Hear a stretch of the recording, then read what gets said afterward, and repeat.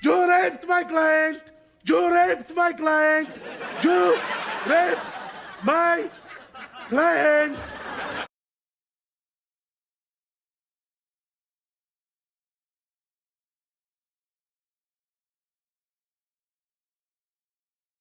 Yeah, well, you he's want to always be. known how to be a celebrity, right? Like that reminded me of the reality TV show aspect of Trump, right? He knew. I don't. Yeah, I think you're giving him more. I don't even think it's knowing how to be. I think he's a narcissistic. I didn't. The one thing I didn't know when I wrote "In Trump We Trust" is how profoundly stupid he is. Many things you said during, in fact, probably more than most other candidates when you were running for president. But I still would not have voted for you. Because you're an Indian. Not Marjorie Taylor Greene holding Speaker Mike Johnson accountable and saying that we need new leadership, everyone. We need a Speaker of the House that actually acts like a Republican. We need a Speaker of the House that doesn't fund the open border invasion. We need a Speaker of the House that doesn't fund full-term abortion clinics. We need a Speaker of the House that doesn't fund the trans agenda on children in our country. These are not extreme statements that I'm making. These are statements that the American people agree with. And any Republican member of the House that is attacking me and defending Mike Johnson right now is finding out at home from their constituents they're wrong and they're on the wrong team. Speaking. What night are you speaking? Are you speaking tonight? Or one person? No. Hey, you're not. If you took that stage, you would get booed off of it. You would get booed off the stage.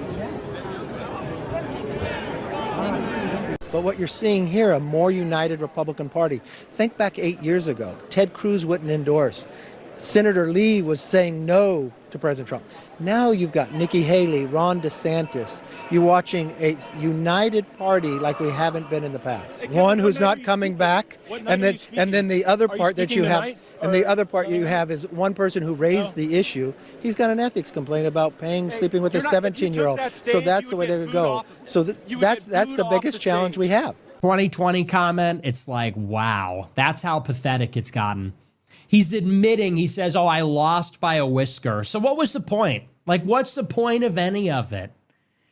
You lost in 2020? Seriously? I mean, what are we even doing anymore? Then you're a loser. Then you're a loser. You just lost. Then you lost to Joe Biden. You deserve to be charged. If he admits that he lost, then that actually vindicates the DOJ charge against him. Because the charge is that he knew he lost, but he lied to defraud the people. That's the DOJ's charge.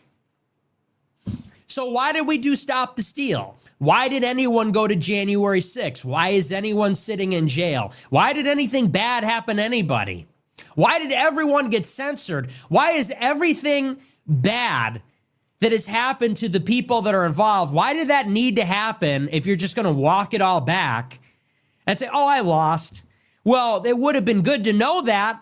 The office of Speaker of the House of Representatives to be vacant.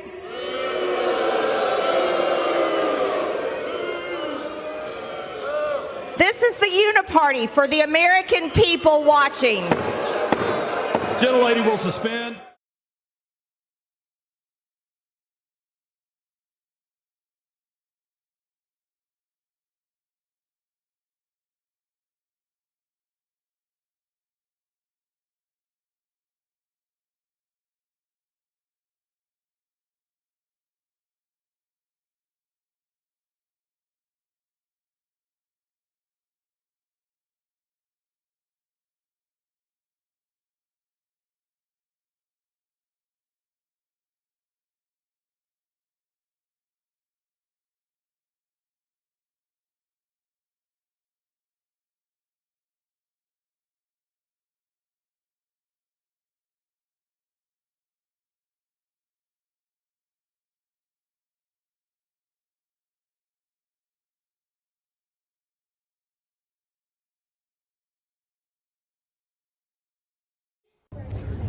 concerns about her rhetoric and her hateful tone. To me, many of the comments that she makes and how she attacks Republicans like me, many other Republicans that are strong supporters of President Trump, I think they're a huge problem. And that doesn't represent MAGA as a whole. It doesn't represent who we are as Republicans. And, you know, I typically try to ignore her post, but someone had sent me that post about Kamala Harris, and it bothered me so much. And you know my personality, everyone knows I'm outspoken, and I just felt like it was time to call it out. I think it's wrong. We're not a party of identity politics. We're a party for all Americans.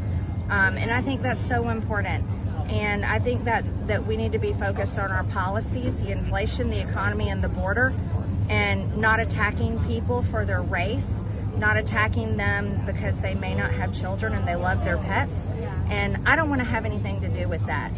And neither do the people, my voters at home in my district, and most people I talk to across the country.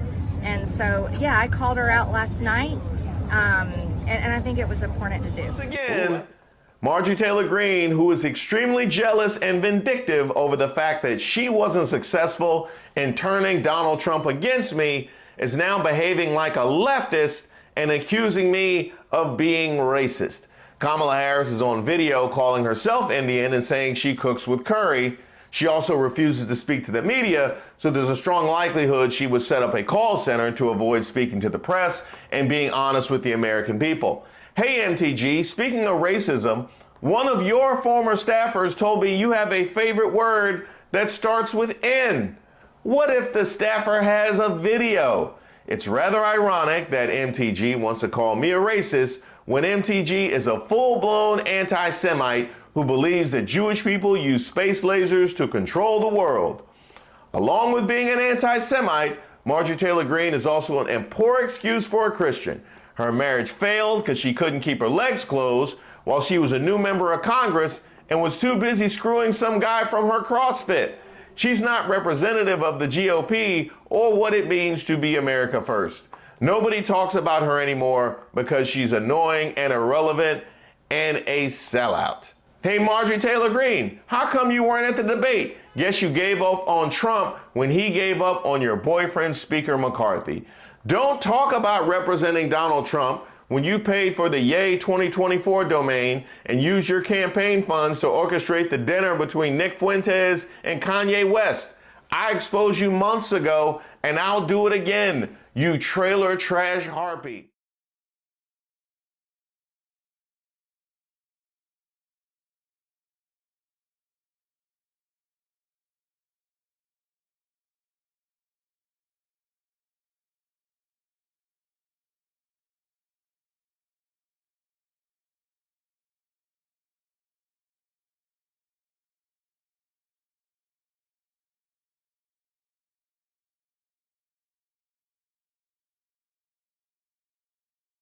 You bitch! Bitch!